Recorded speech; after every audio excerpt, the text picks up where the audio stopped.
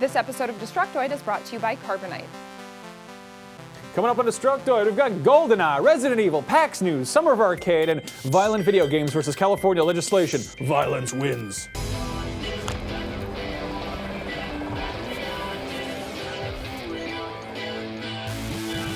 Welcome to Destructoid. I'm Tara Long. And I'm Max Scoville. Happy Monday, Max. How was your weekend? It was okay, I guess. It was Pride here in San Francisco this weekend, so the city was crazy. I think fabulous would be the right word. Avoided the crowds like the plague, and Yeah. I stayed at home all It was weekend. my played girlfriend's video games. birthday on Friday, so I got really, really drunk and did not move for the rest of the weekend. So Wonderful. There's that. Well, it's always nice to start off a Monday with some good news. LulzSec, the guys or ladies behind all of the recent hacking attacks, have claimed that they're done.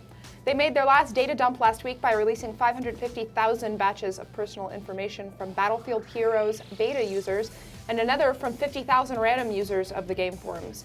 After that, they announced via their Twitter that their 50-day voyage was over and then released a long statement on Pastebin saying, quote, "While we are responsible for everything that the Lulz boat is, we are not tied to this identity permanently. Behind this jolly visage of rainbows and top hats, we are people. We hope, wish, even beg that the movement manifests itself into a revolution that can continue on without us." After that, they pretty much stopped posting on their Twitter. They haven't posted since Friday, I think, or Saturday. And they basically passed the torch on to Anonymous, who posted on their Twitter today, quote, "The first anti-sec release should be ready tonight. In the meantime, enjoy some 5,000 plus passwords." So they released all these passwords of this Belgian organization, which I think might be related to NATO. Not quite sure yet. Okay. But yeah, if you want to check out Anonymous's Twitter, it's Anonymous IRC. So what I want to know is what's LulzSec going to do with the like 240,000 Twitter followers or something they've gained in the past 50 days. Just saying, I have 4,000 almost, and I have way better boobs than LulzSec, so I should have all of the I have followers. like 2,200 and I'm funnier than you, so Wow. follow me. It's like that, huh? Anyway, speaking of important, serious news, I wrote a report on some news that happened. May I read it in front of the class, Tara? Yeah, sure. Go. Okay. Okay. Earlier today, the Supreme Court struck down the California law prohibiting the sale of violent video games to minors because it's unconstitutional. The court case of Brown versus EMA has been happening since 2005 and was ruled by the Supreme Court to be a violation of the First Amendment. The law was struck down 7-2 majority, and Justice Antonin Scalia said, "The act of forbidding sale or rental of violent video games to minors does not comport with the First Amendment."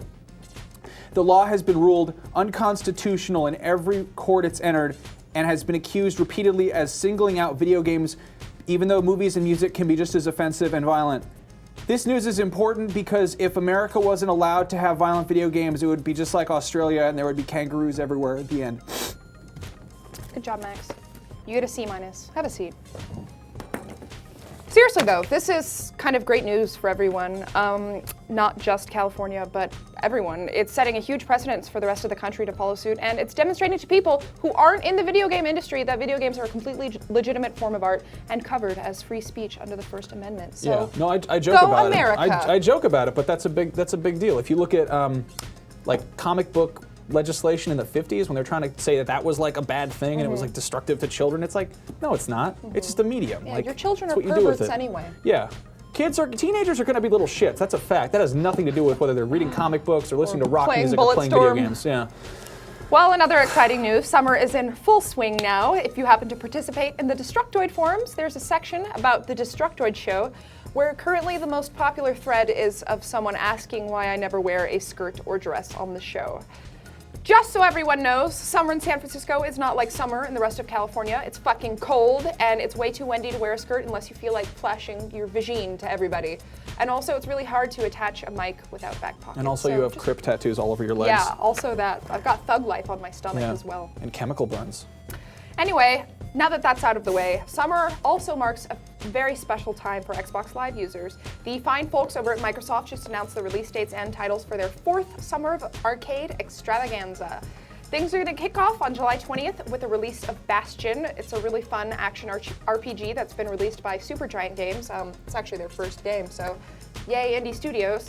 July 27th comes the much anticipated release of From Dust, followed by Insanely Twisted Shadow Planet on August 3rd, Fruit Ninja Connect on August 10th, and Toy Soldiers Cold War on August 17th. I think we talked about that game a few months back on our show, but haven't heard much about it since. It was at E3 though.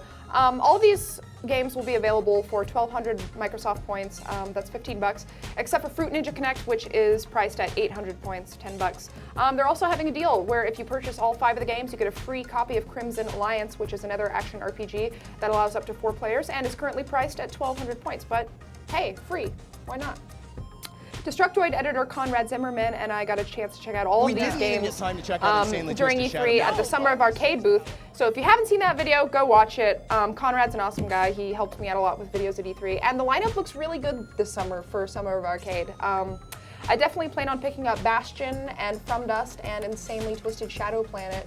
Yeah. And Fruit Ninja Connect if I happen to buy a Connect this summer, which is a thing that may very well happen. my goodness. I know, I kind of want one Did now. I sell And you with that said Sesame Street video? You did. Yeah. Actually, no. Fruit Ninja sold me of all things. Well, this is Summer of Arcade. There's also Missplosion Man is coming out from Twisted Pixel, which was supposed to be part of Summer of Arcade, but something happened, and I don't know. But it's still coming out this summer, There's also Retro City Rampage coming out at some point, and then my personal favorite, Renegade Ops, which is going to be like $10, and you get to blow stuff up as a little Jeep guy. But those are things that are happening. It's a good summer for Xbox users. It's exciting. Those are games that I can afford. What other games do you want to talk about today, Max? Goldeneye? I'll talk about Goldeneye because that's what I was going to talk about. Last year, Bond fans got treated to a reimagining of Goldeneye 007 on the Wii. The 2010 game was met with a, I'd say it was a pleasant critical reception, but I didn't really get the sense that it was like really hitting anyone's nostalgia bone. You giggling? Yeah. You done giggling? Said bone. Yeah. But if you share this sentiment, you might be happy to hear that it looks like Goldeneye Reloaded is a thing that might be happening. Some domain names got bought up, and there's absolutely no word on what this means, but it could be like a PSN XBLA port of the Wii remake or an HD update of the original N64 game. So hang tight. So now we've got Zelda, Duke Nukem, Halo, and Goldeneye. Yeah, in other news, 2012 is being renamed Your Childhood Years Reloaded. It is a good year for nostalgia, I have to say. Or we're all going to be like, I remember 5th grade. Oh, the world ended. Those Mayans were right. Why don't we take a second to thank our sponsor and then talk more news? Let's do it. Let's face it, computer disasters happen to everyone. Maybe your computer crashes or gets burned to death in a house fire. Fortunately, if you've got Carbonite Online Backup, there's no need to worry because your files will be backed up automatically and safely offsite, and it's incredibly easy to get them back.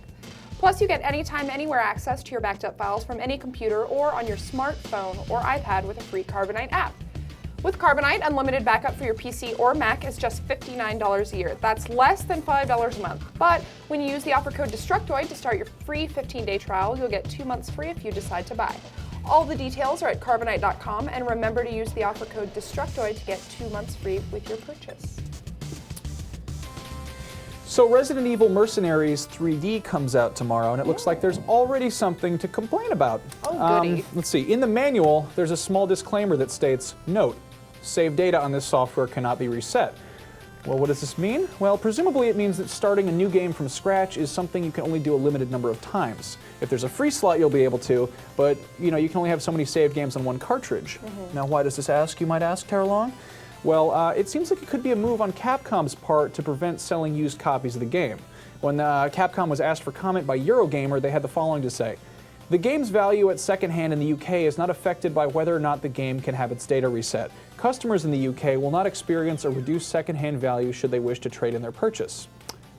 Now, if you closely paid attention, they didn't say anything, but they did so in a way that almost seemed to encourage customers to trade in games, which is that's just weird. I'm sure we're going to hear more about this from the gaming community since the game comes out tomorrow.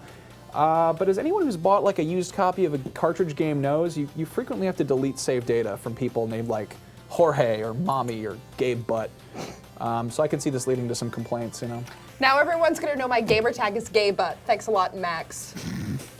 Anyway, I saved the most important piece of news for last. For the second year in a row, Destructoid's going to be hosting their own panel at PAX.